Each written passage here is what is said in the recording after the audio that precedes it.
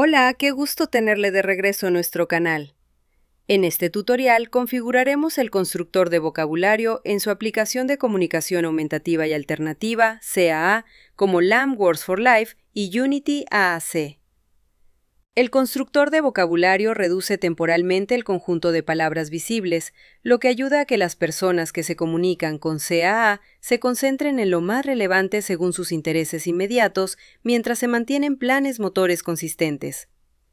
Antes de comenzar, asegúrese primero de que el archivo de vocabulario esté duplicado.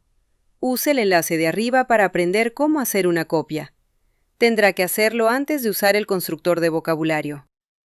Para este tutorial usaremos Unity AAC, pero este proceso funciona de la misma manera en LAM Words for Life.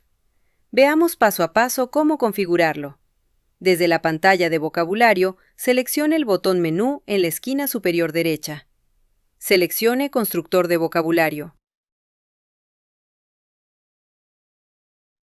Use el interruptor para activarlo.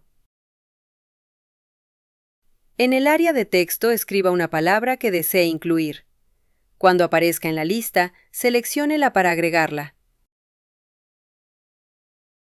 Para este ejemplo, hemos agregado rápido, vaya, ayuda, más, lento y para.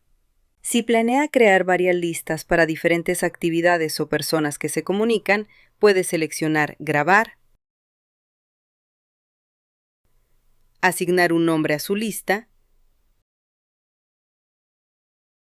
seleccione Guardar y quedará lista para usarse nuevamente más adelante.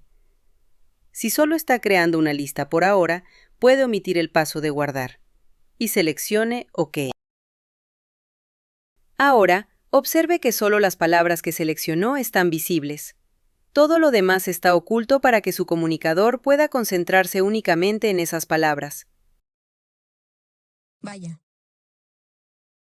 Más. Rápido.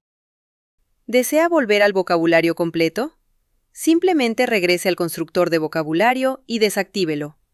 Su lista personalizada seguirá ahí, lista para la próxima vez.